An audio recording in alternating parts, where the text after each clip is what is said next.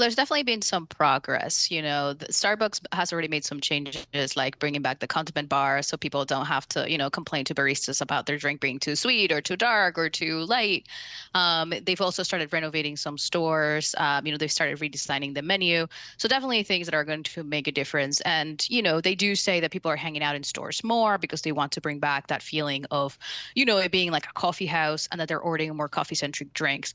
But some of the big things, in terms of operations, which is such a boring word, but it Mhm. matters so much when it comes to getting your drink quickly, are still being developed. Like, for example, the company is in the process of putting more workers in stores, which they are hoping will, speed up service and then also, give baristas a little time to, have a chat with you. But some of these big changes are still in the works, and so, it's definitely work in progress. And Brian himself has said that. Well, we'll get to Brian more on Brian in a second. But one thing that I really liked about your piece was it did a good job of laying out the challenges that Starbucks has faced in recent years. Can you talk a little bit about how it lost its way? Absolutely. So, we can look back at sort of the pandemic. One of the things that happened was the company moved a lot to sort of that convenience focused model, right? A lot of us weren't going to stores, stores weren't even open. And so Starbucks actually started removing seats from stores. At the same time, there was this unionization movement ignited by several things, like baristas feeling like there was understaffing. All of that led to slower service at the company. Lines just have gotten very long. At the same time, people are like, well, this doesn't feel like a cafe anymore.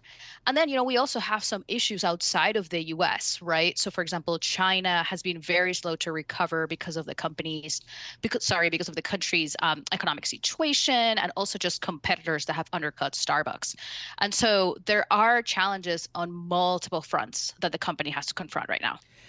It's interesting. I try to think about what it is that Starbucks has to deal with. They really kicked off, right?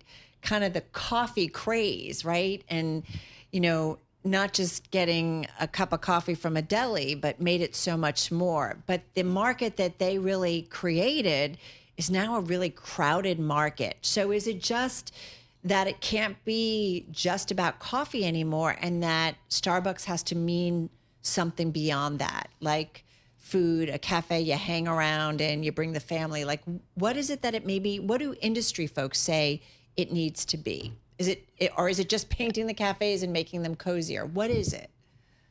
No, that's absolutely right. I mean, in Starbucks created this idea of sort of the third place, right? Beyond, Mm-hmm. your work and your home where you could hang out, and also making coffee a little bit premium here in the US. But there's been a lot of competition that has undercut the company in terms of price, in terms of speed, and also in terms of new products. If you look at places like Dutch Bros, they just have these drinks like protein coffee drinks that really appeal to demographics like Gen Z. And at the same time, they've kind of pioneered a model of convenience. So it is almost like all of the above, right? Like one of the things that when you talk to Brian Niccol, he wants to make sure Starbucks stands out is by having the space, having the coffee shop where you can hang out. That is something that, those drive-through concepts like Dutch Bros don't really have because by definition they are drive-through.